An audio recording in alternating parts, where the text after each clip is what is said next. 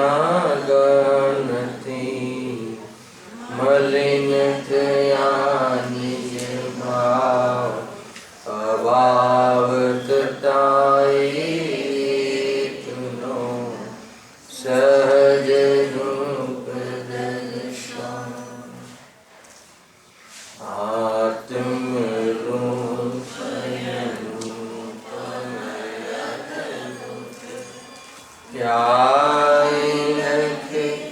ભવ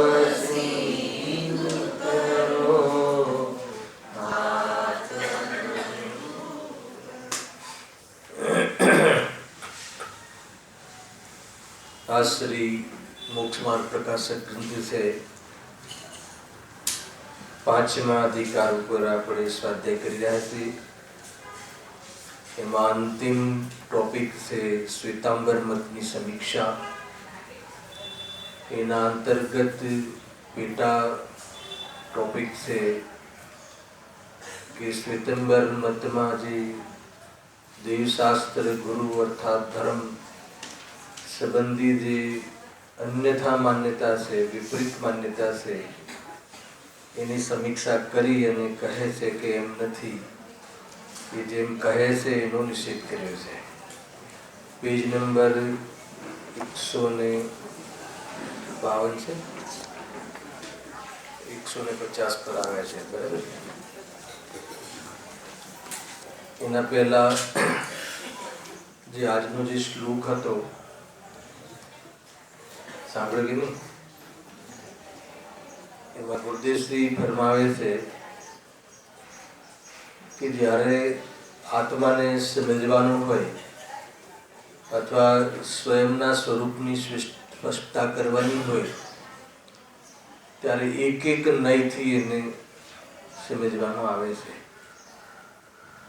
પરંતુ જ્યારે એમાં ડૂબવાનું હોય, એમાં લીન થવાનું હોય, ત્યારે નયો દ્વારાનો જે વિકલ્પ કરવામાં આવે છે એ પણ વાસ્તવમાં આકુલતા જનિત પ્રવૃત્તિ છે. બહુ અદભુત કહ્યું. નયાતિક્રાંત કહ્યું, અંતિમ લીટી નથી આજની કે નિર્વિકલ્પ થવાનો માર્ગ છે. બાહ્યમાં પૂજા પાઠ દયા દાન વ્રત આદિના વિકલ્પની તું શું વાત કરે? એનાથી નીચે ઉતરીને ભોગોના વિકલ્પોની તું શું વાત કરે? દયાદાન વ્રતાદિના વિકલ્પોને કોઈ સ્થાન નથી. પણ એનાથી પણ આગળ વધીને શુદ્ધનેના વિષયભૂત ભગવાન આત્મા એની અનંત શક્તિઓ એક શક્તિને મુખ્ય કરીને કહે એક નહીં, એવી અનંત શક્તિઓને વિષય બનાવે એવા અનંત નહીં, એટલે જ્ઞાનાત્મક વિકલ્પની વાત છે. વિકલ્પાત્મક જ્ઞાન લઈ લો તો પણ કહે છે કે એને જ્યાં સુધી ગુણભેદ ગુણ ગુણીની અભેદતા દૃષ્ટિમાં વસાવે તો કાર્ય થાય. મારે એટલો જ પ્રશ્ન છે કે ગુરુદેવશ્રીના પ્રવચનોમાં વારંવાર આવે છે ગુણોનું અભેદ અથવા ગુણ ગુણીનું અભેદ એવી દૃષ્ટિ કરવી, એનો અર્થ શું? ખ્યાલ?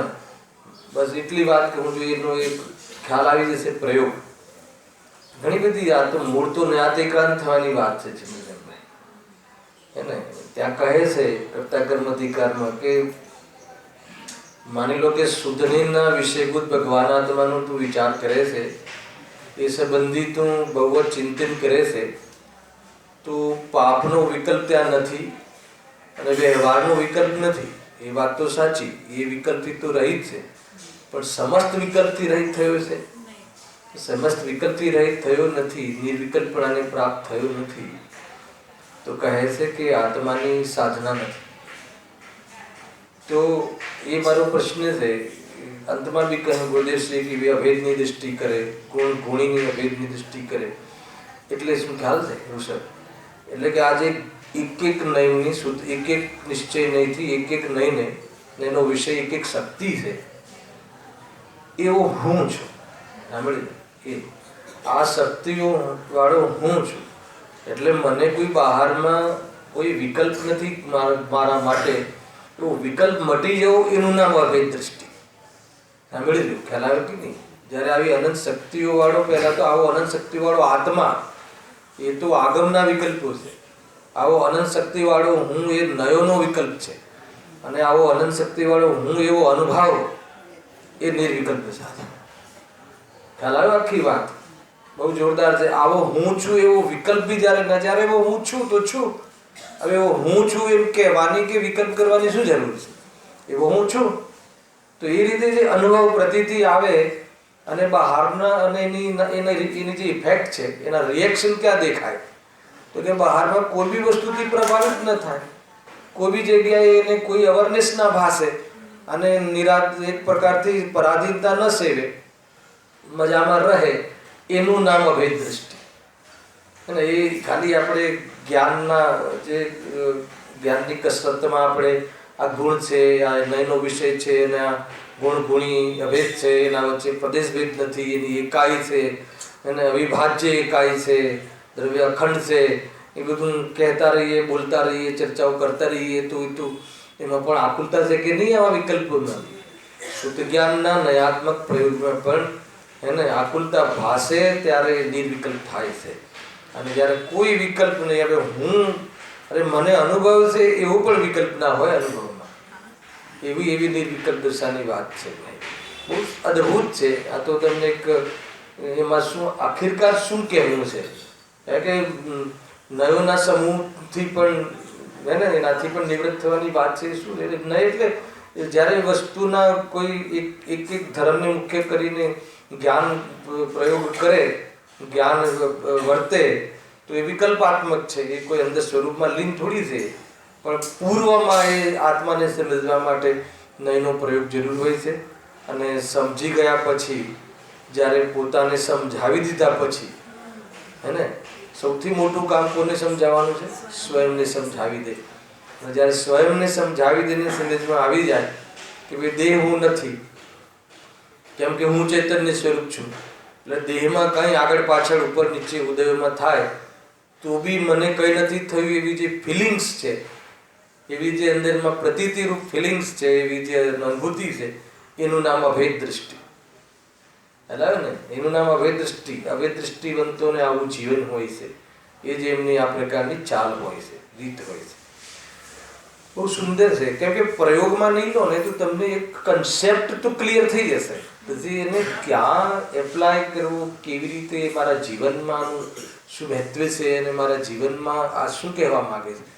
આત્મામાં આનંદ ગુણો છે, એમાં કોઈ બીજાની વાત લાગે, થર્ડ પર્સન લાગે, અને એવો હું છું, અને એ શક્તિ એવો હું છું એ અભેદ, એ હું સાથે અભેદ, અનંત એવો અનંત ગુણનું અભેદ નહીં, એવો હું છું. એવો હું છું એટલે અત્યાર સુધી હું આપણને જ્ઞાનવાન સુખવાન નતા માનતા. આપણે જ્ઞાનથી ને સુખથી અભેદ માનીએ તો જ્ઞાન અને સુખની શોધ બહાર કેમ કરીએ છીએ? આપણે જ્ઞાન માટે ક્યાં જઈએ છીએ? સ્વાધ્યાયમાં. તો કે જ્ઞાન તો જ્ઞાનમાંથી આવે છે. સુખ માટે ક્યાં જઈએ છીએ? તો બહારના વિષયોમાં. તો કે સુખ તો સ્વભાવ આત્માનો છે. તો કે અભેદ એવો હું અભેદ છું, એનો અર્થ કે બહાર ક્યાંય ભાષે નહીં સુખ, કે બહારથી જ્ઞાન આવતું ભાષે નહીં, ત્યારે અભેદની દૃષ્ટિ કહેવાય. એના પહેલાં જ્ઞાનમાં, માનસિક જ્ઞાનમાં, સૌક્ષમ જ્ઞાનમાં, ધારણા જ્ઞાનમાં, એક પ્રકારથી ઇન્ફોર્મેશનમાં આ બધી ખબર ભલે હોય, પણ અનુભૂતિ એનાથી ઉપર ઉઠીને છે.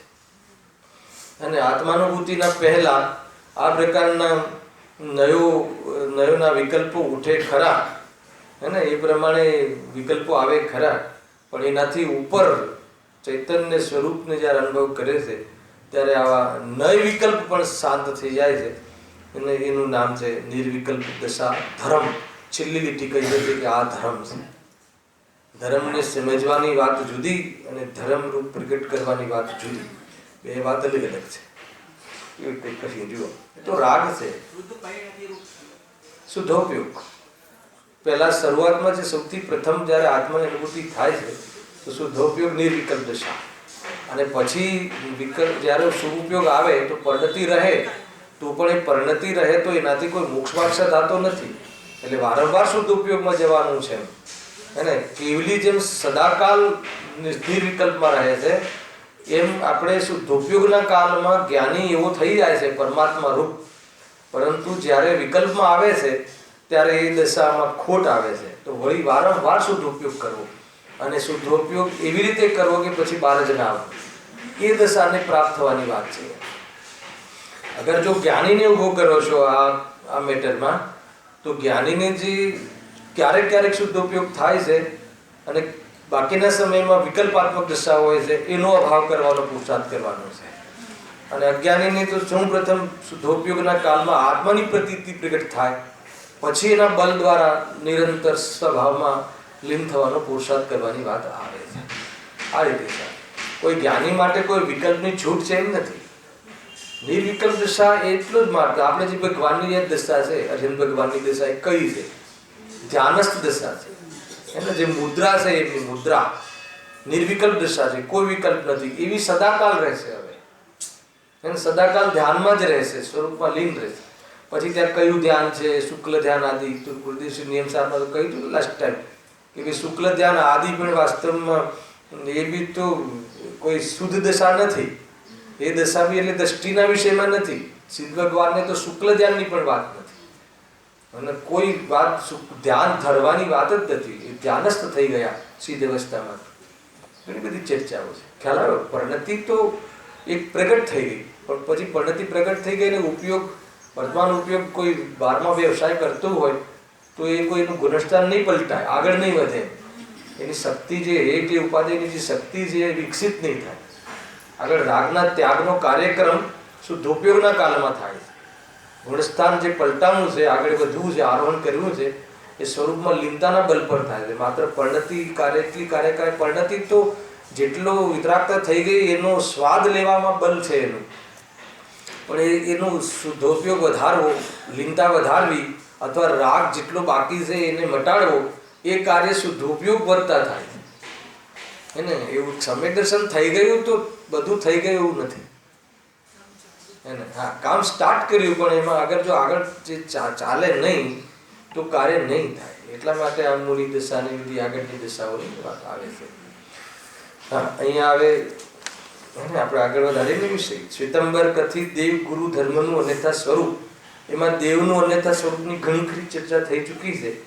2 મિનિટમાં આપણે કેટલી ચર્ચા થઈ વાત કરી લઈએ કે દેવનું અન્યથા સ્વરૂપમાં અહીંયા પંડિતજી 3 એંગલ લીધા છે. એક આહાર, એક નિહાર અને એક ઉપદેશ. એ 3 એંગલ સંબંધી જે લોકોની જે માન્યતા છે એ વિપરીત છે. અને એની માન્યતા છે એનો નિષેધ કરવામાં આવ્યો છે અહીંયા. તો એમની શું માન્યતા છે? તો કહે છે કે જિનેન્દ્ર ભગવાનને જ્યારે એમને ક્ષુધા પરિસર કહ્યા વેદની કર્મના ઉદયમાં થવાવાળા બાકી રહેલા 11 પરિસરમાં ક્ષુધા પરિસર છે એમ જ્યારે શાસ્ત્રમાં કહ્યું, તો એના આધારે શ્વેતાંબર ભાઈઓ સંપ્રદાય એ છલ ગ્રહણ કરે છે અને કહે છે કે જો એમને ક્ષુધા પરિષદ છે તો જ્યારે ક્ષુધાનો સદભાવ છે તો પછી એને ભોજન ત્યાં સંભવે છે. એટલા માટે એમને કૌલાહાર રૂપી ભોજનની ત્યાં એ લોકો માને છે. તો પંડિતજી અહીંયા કહે છે, ઉદાહરણ આપે છે કે જેમ મહાવ્રત બ્રહ્મચર્ય મહાવ્રતધારી મુનિરાજ શુદ્ધોપયોગના કાળમાં, શ્રેણી ચડવાના કાળમાં 9મું ગુણસ્થાન જે વચ્ચે આવે છે ત્યાં સુધી મૈથુન સંજ્ઞા કહી. પણ મૈથુન સંજ્ઞા કહી તો બી એને બ્રહ્મચર્ય કેમ કહો છો? કેમ કે એટલો અતિ મંદ ઉદય છે કે જે બહારમાં એની પ્રવૃત્તિ બી નથી થતી અને પરિણામનો તો સવાલ જ નથી આવતો. અને એનું ઉદાહરણ આપીને કહે છે એ રીતે જિનેન્દ્ર ભગવાનને અસાતા વેદની કર્મનો અતિ મંદ ઉદય હોય છે. અતિ મંદ ઉદય કે જેના કારણે એની પ્રવૃત્તિ કોઈ બહારમાં ભોજન આદિની કોઈ વ્યક્ત પ્રવૃત્તિ સંભવતી નથી. અને જિનેન્દ્ર ભગવાન માટે તો ઓર એક વાત બી કહી કે એમને તો મોહ રાગદ્વેષના પરિણામ બી અભાવ થઈ ગયા હોય છે. એટલે કદાચિત એમના જ્ઞાનમાં જ્ઞેય બી બને, કેમ કે તો કેવલી છે એટલે બને કદાચિત શું, પરંતુ એમને કોઈ મોહ ન હોવાના કારણે કોઈ પીડા નથી. એટલા માટે ત્યાં કોઈ ભોજનની કોઈ કહેવું એ વાત ઉચિત નથી એમ કહીને ત્યાં કહે છે. છેલ્લે ત્યાં કર્મની વાતની અંદર દરેક વાત એમ કહે છે, જે આધાર આપતા પંડિતજી ખંડનમાં એક વાત કહે છે કે જે દેવગતિના દેવો છે અને જે ભોગભૂમિયાઓ છે, જે ભોગભૂમિના જીવો છે, તો એ જીવોના શરીર જેવા અથવા એમની રીતના હોય છે કે અથવા એમને શરીરની વાત નથી લીધી, એમને કર્મની વાત લીધી છે કે એમને અતિ કિંચિત મંદ કર્મનો ઉદય હોવા છતાં પણ એમને ક્યારેક કેટલા વર્ષો પછી એકાદ વાર વિકલ્પ આવે, હે ને, એકાદ વાર વિકલ્પ આવે અને અલ્પ વિકલ્પ આવે, હે ને, તો પછી આ તો અમને જિનેન્દ્ર ભગવાનને તો જે તમે કહો છો આ ક્ષુધા પરિષદ, એનો તો અતિમંદ, એમને તો કિંચિત મંદ ઉદય છે, આમને અતિમંદ ઉદય છે, તો પછી એમને પ્રવૃત્તિ ક્યાંથી હોય? એ પ્રવૃત્તિનું ત્યાં શું સ્થાન હોય? તો એ વાત પતે પછી તરત એક શરીરનું નો કર્મનો આધાર લઈ અને એક એમના તરફથી વાત અહીંયા રજૂ કરે છે સંપ્રદાય, શ્વેતાંબર સંપ્રદાય એમ કહે છે. જુઓ ત્યાંથી ઉપાડીએ વાત 150, 2-4 લીટી થઈ હતી પણ આગળ વધીશું હવે. ત્યારે કહે છે કે દેવ ભોગભૂમિયાનું, દેવ અને ભોગભૂમિયાઓનું તો શરીર જ એવું છે. કેવું શરીર છે કે જેને તો ઘણા કાળ પછી થોડી ભૂખ લાગે, બરાબર ને, એમનું તો શરીર જ એવું છે. એક તો વૈકૃતિક શરીર છે દેવોને, અને ભોગભૂમિને ઔદારિક શરીર હોવા છતાં પણ એનું એટલું એવી જાતિનું શરીર બનેલું છે કે એમને ક્યારેક જ આહારનો વિકલ્પ આવે, એને. પણ અમને તો કોને? જિનેન્દ્ર ભગવાન કર્મભૂમિના જીવ છે. કર્મભૂમિનો જીવ જ મોક્ષે જાય છે, ભોગભૂમિમાંથી મોક્ષ નથી, ધ્યાન રાખજો. ચોથા ગુણ સ્થાનની ઉપર સંયમ રૂપ જીવનથી ત્યાં સંભવ નથી, હે ને. એ ગઈ વખત થઈ હતી વાત. પણ કેવડુંનું શરીર તો કર્મભૂમિનું ઔદારિક છે, એટલે આપણા જેવું શરીર છે. તેથી તેનું શરીર આહાર વિના ઉત્કૃષ્ટપણે દેશે ન્યૂન કરોડ પૂર્વ સુધી કેવી રીતે રહે? બરાબર, આ ચર્ચા થઈ ચૂકી હતી. પ્રશ્ન મૂક્યો હતો. શું લખ્યું છે? દેશે ન્યૂન કરોડ, હે ને, એક દેશ ઓછું, 1 કરોડ પૂર્વ આયુમાં 8 વર્ષને કેટલાક અંતર મુહૂર્ત પછી કેવલ જ્ઞાન લઈ લે કોઈ બાળક, એને કેવલી થઈ જાય, સમ્યક દર્શન પ્રાપ્ત કરીને પૂરી પ્રોસેસ થી, પૂરો માર્ગનું પૂરું એ રીતે આત્મદર્શન પ્રાપ્ત કરી, મુનિ દશા ગ્રહણ કરી અને પછી કેવલી દશાને પ્રાપ્ત કરી લે. એ 8 વર્ષનો બાળક, તો એને તો પૂર્વમાં બધું ઔદારિક ભોજન હોય જ છે, ઔદારિક શરીર હોય છે એટલે ભોજન તો આપણા જેવું જ હોય છે, કવલાહાર હોય છે એને. તો પછી કેવલી બન્યા પછી એવું 8 વર્ષના બાળકને 1 કરોડ પૂર્વ એટલા કિંચિત ન્યૂન બાદ કરીને, 8 વર્ષ આદિ બાદ કરીને એટલા વર્ષો એમને રહેવાનું છે, હે ને. તો પછી એમને કોઈ ભોજનની વ્યવસ્થા તો હોવી જોઈએ ને. આપણે તો આપણી રીતે વિચારીએ ને કે બાળકને કેવી ભૂખ લાગે છે, તો આપણે તો ભલે કેવલી થઈ જાય પણ શરીર તો ઔદારિક છે ને, તો એ શરીર તો માગે કે ના માગે, એમ કહેવું છે એનું. તો એ બહુ સુંદર જવાબ આપે છે. જુઓ, અદભુત, ડાયરેક્ટ ત્યાંથી વાત છે. દેવાદિનું શરીર પણ એવું છે કે જે કર્મના નિમિત્તથી છે. જે તમે દેવનું જે શરીર કહ્યું કે અલગ ક્વોલિટીનું છે, કે એને તો ઘણા કાળ પછી ભૂખ લાગે અને એવી અલ્પ ને, એમાં બી તો એક ખાલી રસ જરે ને પછી પતી ગયું, પછી ક્યારે નહીં ભોજનનો વિકલ્પ આવે. તો એ એવી જે શરીરની બનાવટ છે એમાં કોઈ આત્માનું યોગદાન નથી, એમાં કોઈ શ્રદ્ધા જ્ઞાન ચારિત્રનું યોગદાન નથી. એમાં તો પૂર્વના પુણ્યના નિમિત્તથી એવા કર્મનો બંધ થયો છે કે જે એવા નામ કર્મના ઉદયથી એમને એવી શરીરની પ્રાપ્તિ છે કે શરીરમાં જ એ પ્રકારની પ્રવૃત્તિ છે, ખ્યાલ આવે. એમાં કોઈ આત્માનો કોઈ યોગદાન નથી. તો હવે દેવોને એવું શરીર હોય છે, પછી પંડિતજી શું આપે સમાધાન કે અહીં કેવળ જ્ઞાન થતા જે દેવાદિને જે ઉદય છે પુણ્યમાં, એવું કેવળ જ્ઞાન થતા એવા જ કર્મનો ઉદય થયો, ખ્યાલ આવ્યો? એવા જ કર્મનો ઉદય થઈ જાય છે. કેમ કે એમને બી તો અતિ પુણ્યનો બંધ થાય છે અને એ જ ભાવમાં ઉદયમાં આવી જાય તો શરીર એવું જ થઈ જાય છે કે હું કે ભૂખ લાગે જ નહીં, હે ને. અને ભૂખ લાગે નહીં ને અલ્પ જે ક્ષુધા છે, જે અસાતાના ઉદયમાં અતિ મંદ ઉદય છે, તો એની કોઈ પ્રવૃત્તિ હોય નહીં, મંદતાની કોઈ પ્રવૃત્તિ હોય નહીં. અને પાછું રાગ છે નહીં, શરીરની આસક્તિ નથી, એટલે પીડાય નથી. એટલા માટે ભોજન કવલાહાર રૂપે કહેવું, કવલાહાર રૂપે ભોજન કહેવું એ ઉચિત નથી. આગળ બી બહુ સરસ આધાર આપ્યો. જુઓ, કેવળ જ્ઞાન થતા એવા જ કર્મોનો ઉદય થયો જેથી શરીર એવું થયું કે જેને ભૂખ પ્રગટ થતી જ નથી. ક્ષુધા તો શરીરનો રોગ છે, પણ એવી ભૂખ પ્રગટ થાય કે ખાવું પડે, એવી ભૂખ પ્રગટ થાય કે હાલ ને હાલ જોઈએ, એવી જાતિની ભૂખ, એવી જાતિની ક્ષુધાવાળું શરીર રહેતું નથી. એવું શરીર નથી રહેતું, ખ્યાલ આવ્યો? કેમ? બસ પુણ્ય પ્રકૃતિનો ઉદય છે એમને. કેવી રીતે? જેમ કેવળ જ્ઞાન થયા પહેલા જો આધાર આપે છે, કોઈ એમ કે તો બીજા ભાવમાં ઉદયમાં આવે. અરે કેવળ જ્ઞાન થાય ને એની સાથે સાથે ઘણા ફેરફારો થઈ જાય છે અને ઘણા અતિશયો થાય છે. આ બધા અતિશયોનું કામ છે. ક્યાં અતિશય થાય છે? આ બધા પૂતગલોમાં અતિશય થાય છે, અને એનાથી કોઈ પ્રભાવિત નથી હોતા હરિહર ભગવાન. એને શરીરને શું લેવા દેવા? તો શરીરનો આધાર બી નથી લેતા. એ તો ચાલવામાં, ઉઠવા બેસવામાં, તો જાણવામાં આત્માના પ્રદેશોનો પણ એમને આશ્રય નથી. ખ્યાલ આવે ને? જમીનનો બી આશ્રય નથી, આધાર નથી શરીરનો, પણ સહયોગમાં છે. બસ એ ભવના અંત સુધી છે. જો કેવળ જ્ઞાન થતાં કેટલી બધી ચીજો થાય છે, થોડીક અહીંયા ગણાવી છે. જેમ કેવળ જ્ઞાન થયા પહેલા કેસ નખ વધતા હતા, બરાબર છે? તે વધતા હતા, તે હવે વધતા નથી. કેવળ જ્ઞાન થયા પછી ભગવાનને વાળ વધે કે નખ ને એ બધું ડેવલપમેન્ટ થતું ગજબ છે. છાયા થતી હતી તે હવે થતી નથી, પડછાયો પડતો નથી, બરાબર છે? એનાથી શું લેવા દેવા? એનાથી આત્માને શું લેવા દેવા? પણ એવું થાય છે એમને, જે પૂર્વમાં થતું હતું હવે થતું નથી. તો પછી પૂર્વમાં જે ક્ષુધાવાળું શરીર હતું હવે એવું રહેતું નથી, એમ માનવામાં તને શું તકલીફ છે? તારે ભગવાનને ભોજન સિદ્ધ કરી અને તારે શું કહેવું છે તો કે એને કદાચિત આવો પ્રશ્ન બી આપણે કરી શકીએ કે તમારે ભગવાનને ભોજન કહી અને એક સામાન્ય વ્યક્તિ જેવી પ્રવૃત્તિ બતાવી અને ભગવાનની કઈ ઘડીમાં વધારવી છે તારે? એક સામાન્ય આમ વ્યક્તિ જે ભોજન કરે, કૌલાહાર કરે, ચાવે ને ગળામાં ઉતારે ને બધા એ પ્રમાણે શરીરને પુષ્ટ કરવું પડે એક સામાન્ય વ્યક્તિને, એવું તારે ભગવાન માટે કહીને તું ભગવાનનો આદર કરે છે કે અનાદર કરે છે? પહેલા તો એવું સ્વરૂપ નથી, હે ને? અરે એને તો હરિહર ભગવાનને કેવા પુણ્ય પાકી ગયા હોય છે અને કેવા બંધાતા હોય છે ને કેવા તાત્કાલિક ઉદયમાં આવતા હોય છે કે જેથી કરીને આ બધી પરિસ્થિતિઓ તો આપોઆપ થઈ જાય છે. જો અને શરીરમાં નિગોદ હતા તેનો અભાવ થયો એક જનરલ અરિહંત માટે.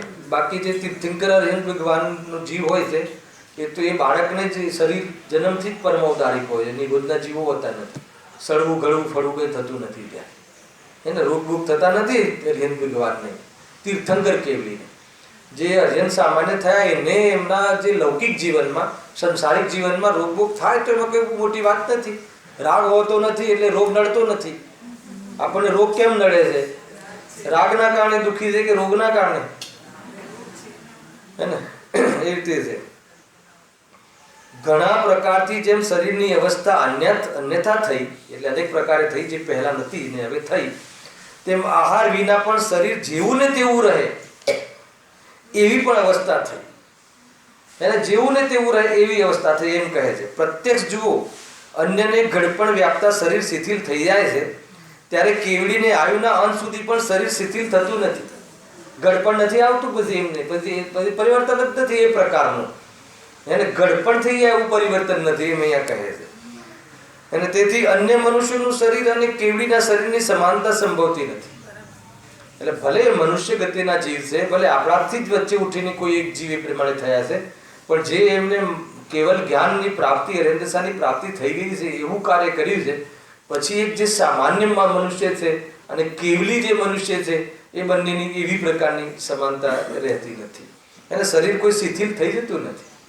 વિચાર તો કરો તમે, ઇમેજિંગ કરો આને ગૌણ કરીને કે આપણે ભગવાન હોય અને ભગવાનને આમ શરીર શિથિલ થઈ જાય, ગડપણ આવી જાય, ગ્લાસ પકડતા હાથ કાંપે, હેલા એવું થઈ જાય છે ને બધું આપણને જે થતું હોય છે એવું થતું હોય તો શું મહત્વ રહે ભગવાનનું?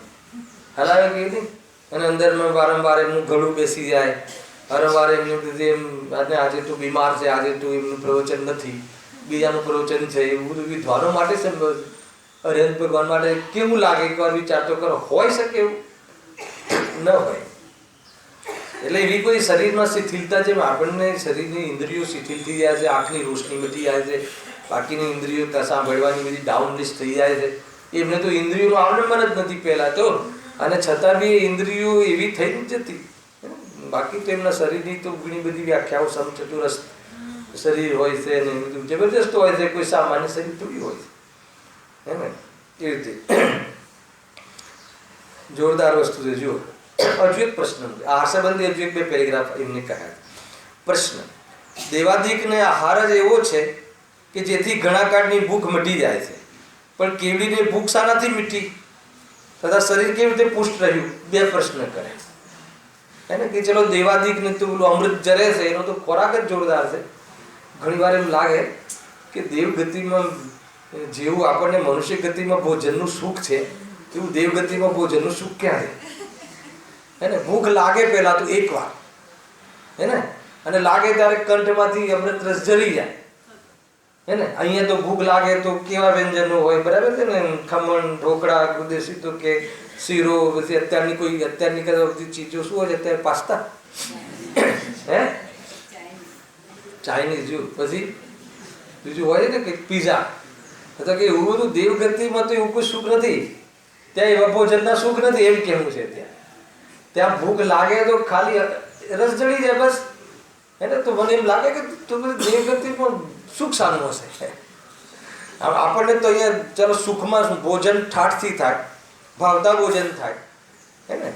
તો કહે છે કે એક દેવગતિની વ્યવસ્થા જુદી છે, અહીંયાની વ્યવસ્થા જુદી છે. ક્યારેક ચાર ગતિ વિશે વિચાર કરીશું ત્યારે ઓર ખુલાસા થશે, હે ને. આપણે બી ટોડરમલની જેમ હવે કહેતા રહીએ છીએ ક્યારેક થશે, એવો સમય ન આવે તો ક્યારેક થશે, કહ્યું તું હવે થશે ત્યારે થશે, બરાબર છે ને. આયુષ્ય રહે અને આપણા આવા વિકલ્પો બી રહે સ્વાધ્યાયના, અને વિષય આગળ વધે તો આવશે એના ક્રમમાં, ખ્યાલ આવે? એ રીતે છે. જો અસાતાનો ઉદય, ફરીથી કેવડીને ભૂખ સારા, એને તો એવું જોરદાર એનું પ્રકારનું આહાર હોય છે તો મટે, પણ કેવડી વિદ્વાનને ભૂખ સારાથી મટી. અને શરીર પૃષ્ઠ કેવી રીતે રહ્યું, એને એવો ખોરાક તો મજબૂત ટોનિક વાળો ને વિટામિન વાળા ને કોઈ એવી જાતિના ખોરાક ખાઈએ, એટલા કરોડ, 1 કરોડ પૂર્વમાં અબજો વર્ષ રહે શરીર તાજું ને તાજું, એવું ને એવું રહે, તો એવા બધા ટોનિક ને બધી ગ્રીનરી ને બધું ખાવું ને, શું ખાવું? એને અનંતકાય જીવો બસ આ જીવ ચાવી જાય અને શરીરને આંખોને સારું રાખવા મથે લીલીછમ એકેન્દ્રિય જીવની ચાદર પાથરી હોય ઘાસ, અને કે સવારે એના પર દોડે, મૂર્ખા બતાવે અને મૂર્ખ કરે કે આંખો એનાથી સારી થાય, અને પછી આ સારી કરીને શું કરી છે? આથી આત્મા તો દેખાતું નથી, એને આત્મા જોવો છે ને તારે તો. અને ઇન્દ્રિયોનો વિષય આત્મા છે નહીં, આત્મા ઇન્દ્રિયોથી જાણતો નથી ને ઇન્દ્રિયોથી જણાતો નથી, અને આત્માને જાણવાથી આત્મા સુખી થાય છે. શું કરીશ? બરાબર આંખોને નહીં, શાસ્ત્ર વાંચીએ ને તું, આમ આંખ સારી હોય તો એટલા જીવોની હોળી કરીને તું શાસ્ત્ર વાંચવાનું તને કંઈ નહીં થાય કે એને તારું કામ ના થાય એ રીતે. અને એવી જાતિની અંદરમાં કઠોર ભૂમિમાં સમ્યક દર્શન રૂપી પુષ્પ ન ખીલે, સંભવ નથી. ખ્યાલ આવે કે નહીં? બરાબર છે. બહુ જીવન તો પવિત્ર હોવું જોઈએ. જો તો શાનાથી મિટી શરીરનું કેવી રીતે હુષ્ટપુષ્ટ રહેતું હશે, હે ને. જો અસાતાનો ઉદય મંદ થવાથી ભૂખ મટી. ગજબની વાત છે આ તો, સિદ્ધાંત કથન છે. આપણને ભૂખ મટે છે એમાં કોઈ અલગ સિદ્ધાંત હશે કે આ સિદ્ધાંત હશે? ચંદ્રકાંત, આપણને ભૂખ મટે છે એ ભોજનના સેવનથી મટે છે. જો ભોજન ઘણું મળે અને ઘણું સેવન કરે પણ અસાતાનો ઉદય મંદ થાય તો જ ભૂખ મટે, નહીં તો ના મટે. ખ્યાલ આવે કે નહીં? જો ત્યાં અસાતાનો તીવ્ર ઉદય હોય તો ભોજન મળવા અને સેવન થવા પછી બી ભૂખ લાગે છે, તો બી આકુરતા રહે છે. ખ્યાલ આવે ને? તો બી ભૂખ લાગે છે. ભૂખ ફરીથી કહું, ફરીથી કે માની લો કે જે ભૂખ ક્યાં કઈ રીતે મટે, ફરીથી કે અસાતાનો મંદ ઉદય થાય, અસાતાના તીવ્ર ઉદયમાં ક્ષુધા પ્રજ્વલિત થાય છે, હે ને, જઠરાગ્નિ પ્રજ્વલિત થાય છે. અને અસાતાના મંદ ઉદયમાં શું થાય છે? જઠરાગ્નિ ડાઉન થાય છે. અને પુણ્યના ઉદયમાં ભોજન મળે છે, અને મોહના મંદ ઉદયમાં આકુલતા ઓછી થાય છે. કેટલી વાતો કહી, સમજમાં આવે છે ને? આ બધું મેળ થાય ત્યારે 12મા કાર્ય સધાય છે. અને અતિન્દ્રિય સુખ માટે અહીંયા ક્યાંય નથી જવાનું.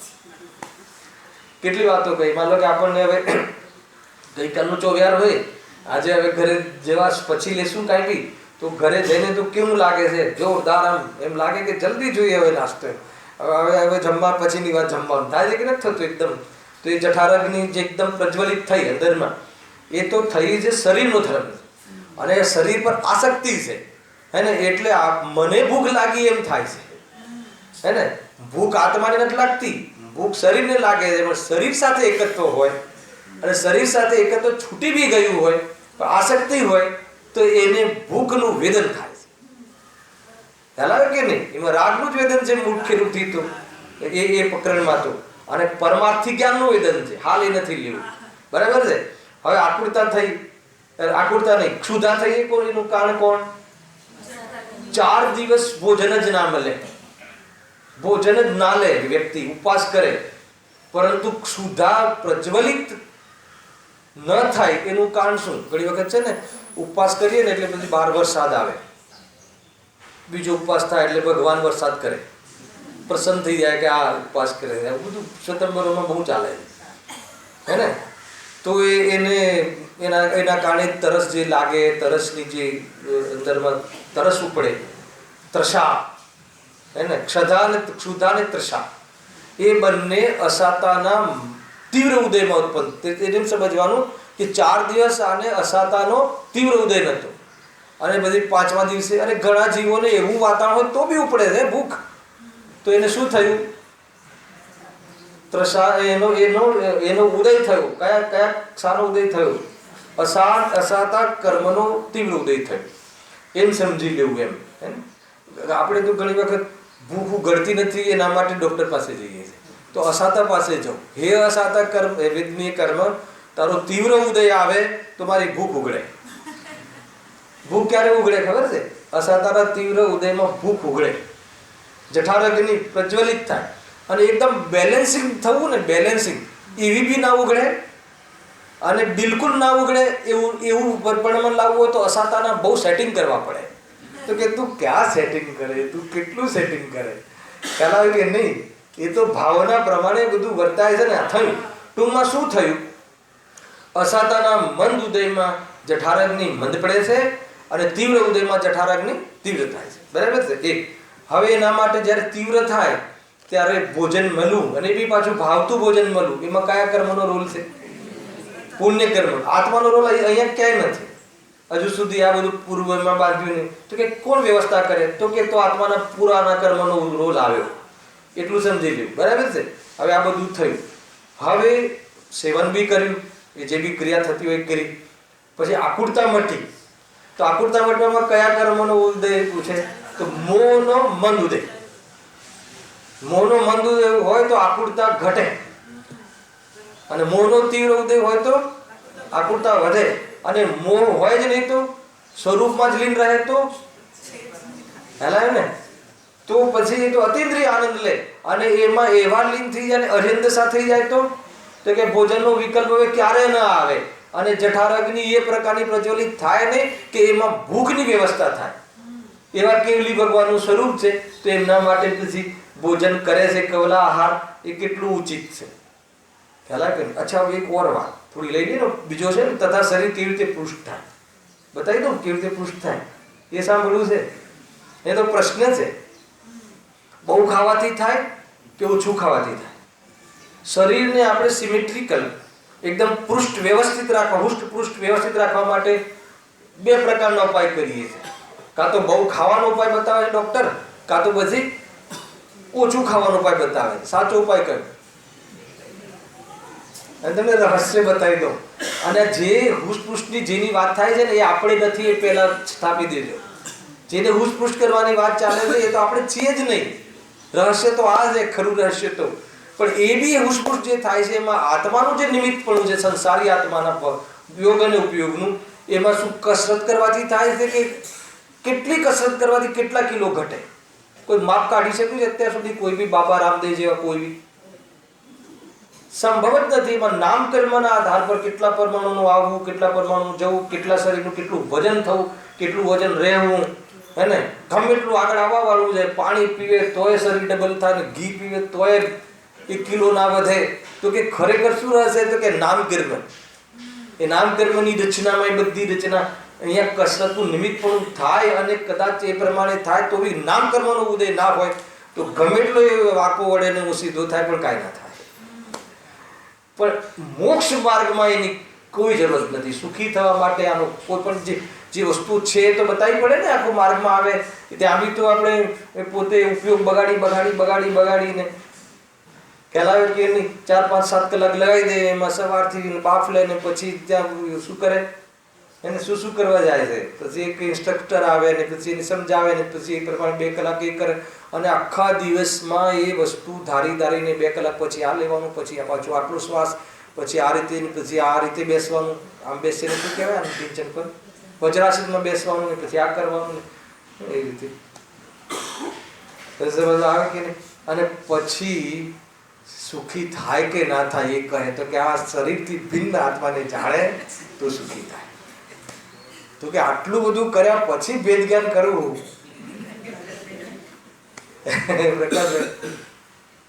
સમજમાં આવે છે. અને બધું નિયંત્રણ કર્મકૃત છે, નિયંત્રણ આત્મામાં નથી અથવા કોઈ પ્રકૃતિમાં કોઈ બીજી વ્યવસ્થા નથી, એ કર્મકૃત વ્યવસ્થા છે. કેટલા કેટલા કેટલા કિલોથી રહેવાના આ શરીરનું સંયોગમાં બધું જ ડોટ ટુ ડોટ. ખ્યાલ આવે કે નહીં? તો આપણે શું કરવું? તો કે આપણે આત્માનું ભજન કરવું બસ. અને આપણે તો તું ભેદ જ્ઞાન કરી અને સ્વરૂપમાં જવાનું કાર્ય કર, બાકી બધું ઓટોમેટિક જેમ થાય છે અને જેમાં થાય છે એમાં થાય છે. તારે શું છે ખરેખર તો આ રીતે. આ તો જોડે આપણા લગતી બી વાત કરવી પડે ચંદ્રકાંતભાઈ. અહીંયા તો કેવલીની વાત ચાલે છે, એના તરફથી પ્રશ્ન છે સત્તામર સંપ્રદાયનો કે દેવાદિકનો આહાર જ એવો છે કે ઘણા કાળથી ભૂખ મટી, પરંતુ કેવલી ભગવાનના અવતારિક શરીરમાં ભૂખ શાનાથી મટી? અને એમનું શરીર આટલા અબજો વર્ષ રહેશે તો કેવી રીતે એવું ને એવું તમે કહો છો કે શિથિલ થતું નથી, જરા પણ ગડપણ આવતું નથી, અને એવું ને એવું એ જ ઇટ જ રહે છે જેવું આમ હે ને? તો એવું કેવી રીતે સંભવ? સાંભળો હવે કેવી રીતે રહે? કૌલાહારનું એકવાર હા પાડી દો, એમનું કેવું એમ છે એકવાર તો કહો કે ભાઈ હે ને ભક્તોને તો લાઈન લાગી જાય, ભગવાન ભોજન કરે તો ભગવાનને ભોજન કરાવવા લાઈન લાગી જાય કે પોતાના ભોજનની વ્યવસ્થા બરાબર રહે એટલા માટે? એ વળી હા પુણ્ય કમાવા માટે. જો અસતાનો ઉદય મંદ થવાથી ભૂખ મટી અને એટલું કહ્યું.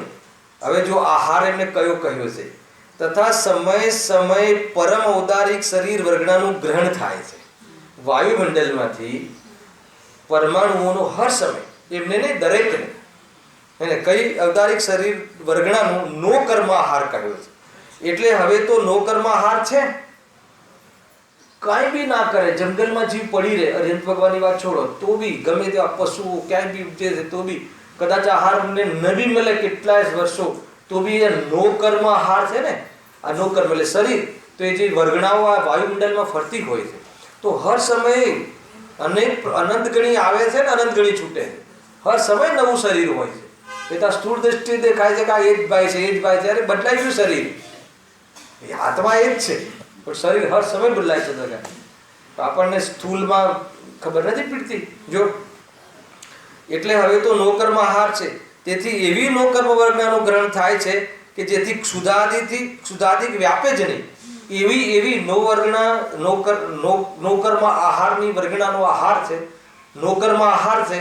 એટલે હવે એમની શરીરમાં ક્ષુધા ઉપજે એવું બને જ નહીં અને શરીરમાં શિથિલતા આવે એવું બને જ નહીં. એવા પરમાણુઓ વાયુમંડળમાંથી ઓટોમેટિક શરીર સાથે જોડાય છે અને આપણે બી થાય છે ને. આ બધું બધી બહારમાં નિમિત્તપણું હોય, હવા ધૂપ આ બધું, પણ પછી ડૉક્ટરો બરાબર ગોઠવીને કહે કે સવારની ધૂપ લેવી. કઈ ધૂપ લેવી? અને એના માટે બધી કઈ બીચો ઉપર બધા બેસે છે ને ધૂપ લેવા માટે સવારથી આત્માને છોડીને. કાંઈ હાથમાં ના આવે. સરવાળે એન્ડ શું છે એ ભાવના શરીરનો રાખ ગમે એટલું રૂપાળું હોય, ગમે એટલું હોય, પણ એ રાખમાં મળે છે. રાખ છે અને રાખમાં મળે છે. રાગ રાખીને તું તારી પર્યાયમાં આગ તું ઊભી કરે છે અને સ્વયં દુઃખી થાય છે. શરીર ન મળે, શરીર સંયોગમાં ન મળે અને શરીરનું લક્ષ્ય ન થાય અને શરીરની એકત્ર બુદ્ધિ છૂટે, એ તરફનો કોઈ વિચાર કરી દે, એના સિવાય અન્ય વિચારો તારા ફેલ થઈ જશે. ખ્યાલ આવે છે કે નહીં?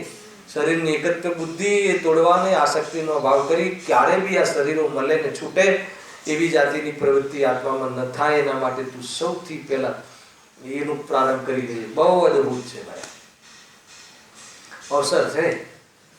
જો ચૂકી ગયા તો આટલો વિચાર કરી શકીએ એવી પર્યાયમાં ક્ષમતા નહીં રહે તો પાછા કેટલા ભાવ એકેન્દ્રિય કીડી મકોડામાં થઈને વળી પાછો ચાન્સ લાગે હે ને. વિચાર કરું, બહુ વિચાર કરવા જેવો છે. અને ફાલતુમાં લોકોના દ્વંદ એને શું કામ છે તારે? વ્યવહારો ભજવીને કામ શું છે? જ્યાં પરમાર્થ ના પોષાય એવો વ્યવહાર જ્ઞાનીઓને નથી પોષાતો. શું કહ્યું? પરમાર્થ ના પોસાય એવો વ્યવહાર જ્ઞાનીઓને હોતો જ નથી, અને પોતાનો વ્યવહાર ભ્રષ્ટ થાય એવું બાહ્ય જીવન એને હોતું જ નથી. હલાવે કે નહીં? ભલે પછી ખોટું લાગે ચંદ્રકાંત ભાઈને, વાંધો નહીં, પણ આપણો વ્યવહાર ભ્રષ્ટ થાય એવું કેવી રીતે? ના ના, મિત્રતા છે આટલી, કઈ બી ચાલી જશે, લાવો તમે તારે નહીં ચાલે, હે ને? એ રીતે ન. અને એમાં બી ખાલી વ્યવહાર નહીં, પરમાર્થ પોષાય, ભોજન પ્રત્યેની ગધતા ઓછી કરવાના ઉદ્દેશથી, માત્ર ખાલી બસ મેન્ટેન કરવું નહીં કે નહીં, નથી લેતા નથી લેતા નથી લેતા, માથા પર નથી લેતા માં આહાર જ ચડી જાય. છેલ્લે તો પકડી લીધું, આહાર જ પકડી લીધું, સમજ આવે છે? તો આત્મા જ્ઞેય બનાવતો નથી, આત્મા એની શ્રદ્ધા જ્ઞાન ચારિત્રનો વિષય બનાવતો નથી પોતે, તો એ શ્રદ્ધા જ્ઞાન ચારિત્ર કોઈ કાર્યકારી નથી. બહુ બધી બાબતો છે ભાઈઓ. તેથી એવી નો કર્મ વર્ગનાનું ગ્રહણ થાય છે કે જેથી ક્ષુધાથી વ્યાપે જ નહીં, વા શરીર શિથિલ થાય જ નહીં. અને સિદ્ધાંતમાં એ જ અપેક્ષાએ કેવડીને આહાર કહ્યો છે. કેવડીને આહાર કહ્યો છે, પણ કયો આહાર કહ્યો છે? નો કર્મ આહાર. કયો આહાર કહ્યો નથી?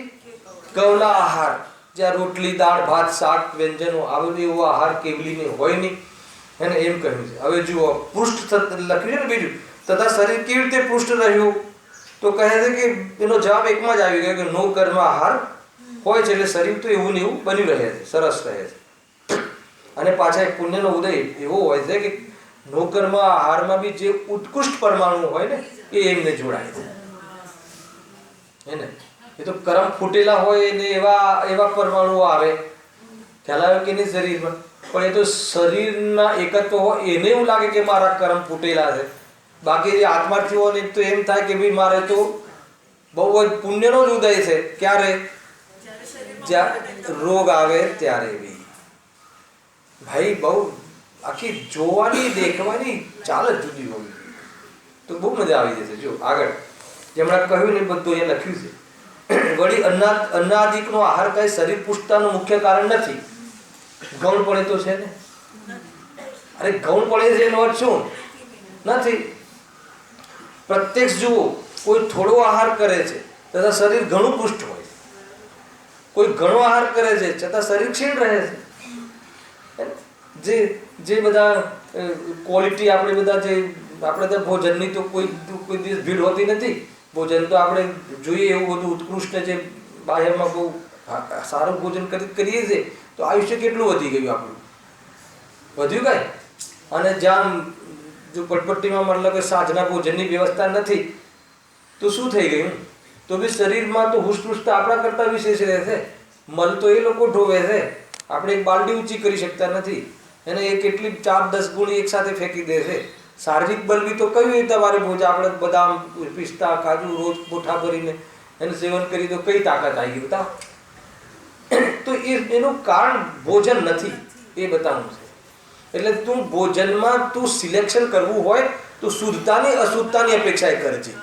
તું બહારમાં કોઈ એટલો આંધળો ના થઈ જતો કે આનાથી સામર્થ્ય વધે છે તો ભલે ભલે એમાં જેટલી હિંસા થતી હોય થવા દે, એ રીતે તું નહીં કરતો. કેમ કે સામર્થ્યનું કારણ ભોજન નથી, શરીરના બળનું કારણ ભોજન નથી. એ તો એનું બધી જ વ્યવસ્થા કર્મ, એનું સહનન ને એ જે બી શરીરનું જે કઠોરપણું હાડકાઓનું એ બધી વ્યવસ્થા કેલ્શિયમ ગોળીમાંથી આવે કે કર્મમાંથી આવે? સૌથી વધારે તકલીફ કેલ્શિયમ, સૌથી વધારે તકલીફ જોઈ લો. ક્યાંથી આવે? ગોળીમાંથી આવે. એની ગોળી બી પેલામાંથી બને છે ને. હા, શંખમાં સીપ, એમાં બી હવે નીકળ્યું છે બધું. હવે બધું હવે સાચું ખરું સર્વજ્ઞના જ્ઞાનમાં હોય એમાં બી શુદ્ધતા વાળી ગોળીઓ નીકળી છે ને આ છે તે. જીવન જ એવું રાખે કે જરૂર ના પડે. અને કદાચ ઉદય એવા આવે તો આયુર્વેદિક ઘણી બધી ચીજો હોય. જો આગળ છતાં શરીર, અને સૌથી આ બધી ઝંઝટમાં ના પડવું હોય તો વેદ જ્ઞાન કરીને આત્મામાં તો લીન થઈ જાય. પછી જેનું જે થવું હોય થતું હોય છે, અને એમ જ થતું હોય છે, ચિંતાનો વિષય નથી. જો છતાં શરીર ક્ષીણ રહે છે. પવન આદિક સાધવા વાળા ઘણા કાળ સુધી આહાર લેતા નથી. પવન સાધવા વાળા એટલે યોગા વાળા શ્વાસ રોકી દે છે, કઈ કલાકો કઈ દિવસો ભોજનથી દૂર રહી શકે છે એ લોકો. એ બધી પ્રવૃત્તિ રહે છે. કઈ રીતે રહે છે? યુગથી કે અસાતાના મંદ ઉદયથી? અસાતાનો મંદ ઉદય છે એટલે તીવ્ર ઉદય હોય તો ગમે એટલી પલાઠી મારી હોય ને ભૂખ લાગી જાય, હે ને, અને અંદરમાં કોઈ ભેદ જ્ઞાન હોય નહીં એટલે બધું જે આગળ પાછળ પડ્યું એનું સેવન કરે, અને એમાં બી મોહનો તીવ્ર ઉદય હોય તો દુઃખી થયા રાખે, એને કે હું આટલું બધું કરું છું, આટલું બધું સ્ટુડન્ટો છે મારો સામે કોઈ જોતું જ નથી, એને વ્યવસ્થા કરતા જ નથી, દુઃખી થઈ જાય છે. અહીંયા કે ના થઈ જાય એ રીતે છે. આચાર્ય કુમકુંદ એમને થાય એવું એમ કે આટલા 5 પરમાગમ સમાજને આપ્યા પરંતુ આહારના ઠેકાણા નથી એવું કહે તો એ મુનિ હોય? આહાર માટે થોડી કે જીવન છે એમનો. આજે આ ગુરુનું સ્વરૂપ આવશે એ વખતે તો બહુ ક્લેરિટી કરી છે અહીંયા પંડિતજી, જબરજસ્ત. જો આવી જશે આજકાલમાં તો આવી જશે. છતાં તેમનું શરીર પુષ્ટ રહ્યા કરે છે તથા રુદ્ધિધારી મુનિ ઘણા ઉપવાસ આદિ કરે છે. ઔદારિક શરીર વાળા જ છે છતાં તેમનું શરીર પૃષ્ઠ બન્યું રહે છે. રંજ માત્ર બી આમ ખરોચ ના લાગે, શરીરમાં શિથિલતા ના દેખાય. તો કેવડીને તો સર્વોત્કૃષ્ટપણું છે અને કેવડી તો એમાં બધામાં સુપ્રીમ છે એટલે તેમને અનાદિક વિના પણ શરીર પૃષ્ઠ બન્યું રહે તો એમાં શું આશ્ચર્ય થયું? અરે એવો અતિશય કેમ ના હોય? વળી કેવડી કેવી રીતે આહાર માટે જાય, કેવી રીતે આ છે? હવે એ બતાવો. પંડિતજી કહે છે ચલો એકવાર માની લઈએ, હોતું નથી, માની લઈએ વિચાર કરવા માટે કે આહાર છે તો કેવી રીતે આ છે?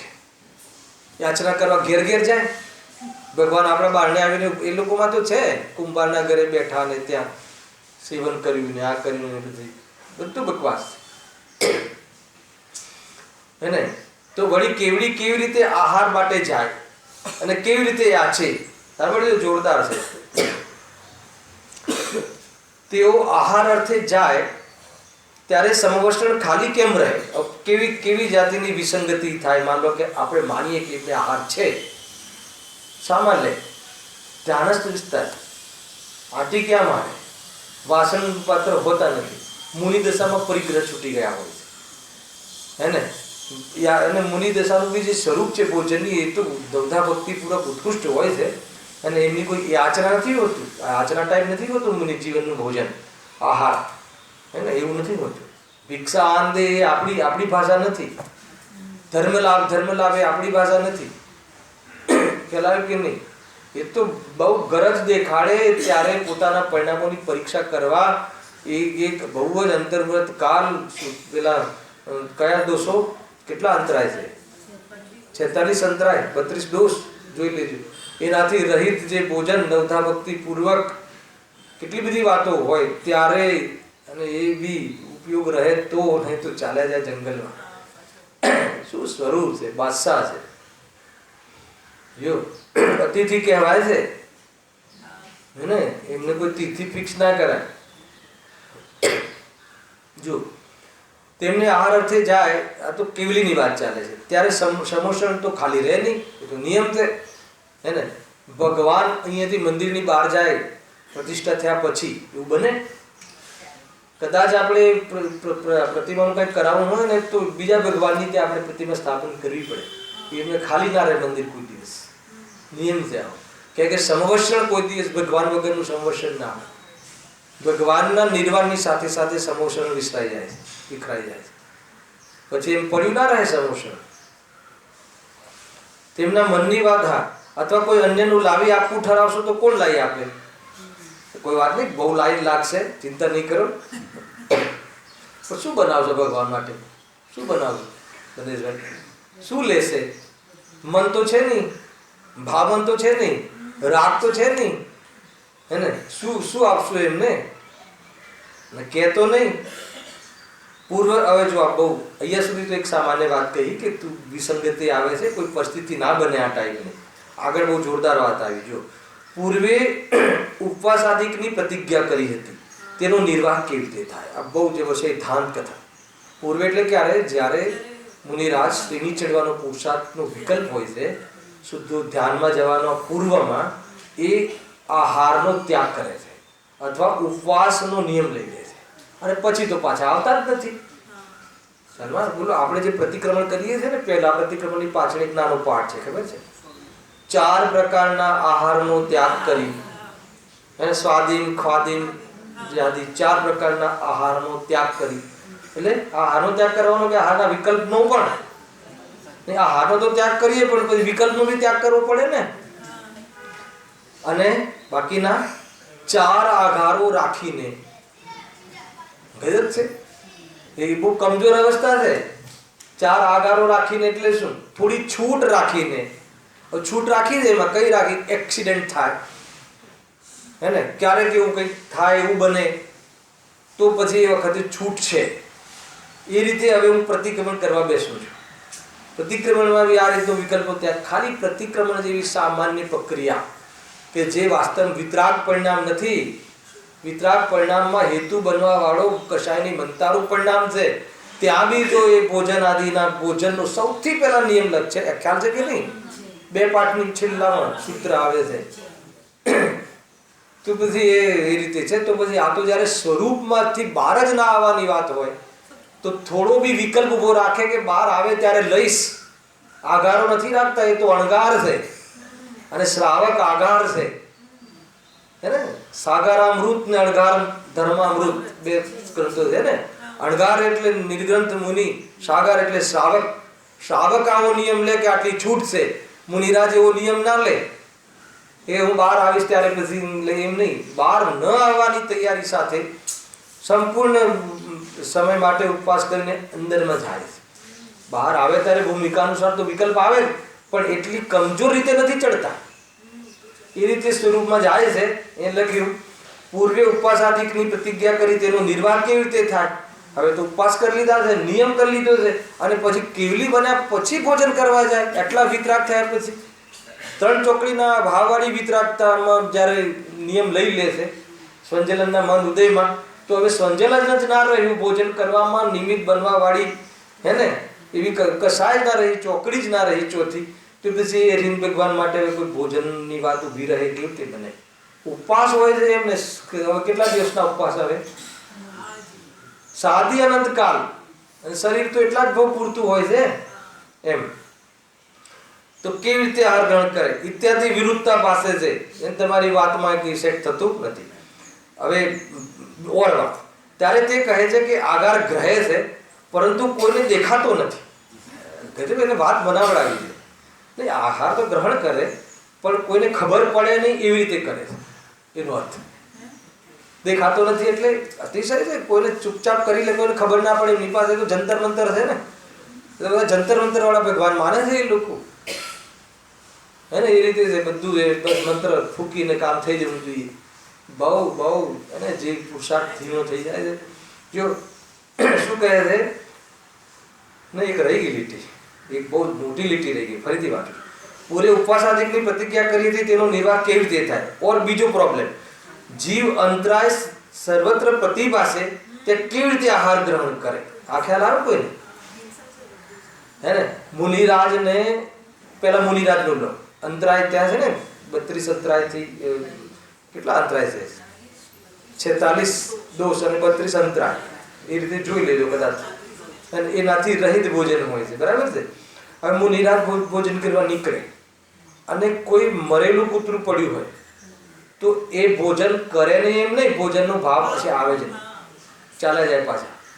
આપણા ઘરમાં આવે અને કોઈ એવી હિંસકથી બનેલી કોઈ પ્રોડક્ટ એમના જ્ઞાનમાં જ્ઞેય બની, કોઈ પ્લાસ્ટિકની ત્યાં કોઈ ઘરની જોઈ પડી, સમજી લેજો, તો એમને ભોજનના પરિણામ જતા રહે.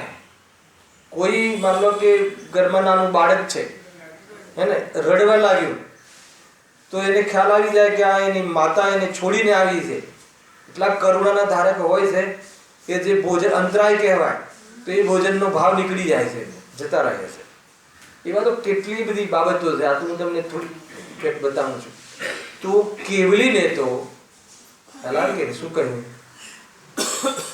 હે ને, અનંતકાલ સુધી કયા પ્રાણીઓ મરવાના છે અને જેટલા બી કતલખાના છે જ્ઞાનમાં દેખાય અને ભોજનમાં ઉતરે એ કેવી રીતે બને? સમજ આવે? એવી જોરદાર વાત કરી છે. કેવી રીતે બને? એનો અર્થ એ છે કે કદાચ આપણે ટીવી ચાલુ રાખીને જો જમતા હોઈએ અને ત્યાં બી ભોજન ચાલતું હોય તો જનરલી નોનવેજ જ બતાવે છે. તો નોનવેજ ભોજન જ હોય છે પિક્ચરોમાં. તો તમે જે ભોજન કરો છો એ ભોજન અપક્ષ થઈ ગયું. એ ભોજનનો ત્યાગ કરવો જોઈએ. પહેલાં તો જોવું જ ના જોઈએ.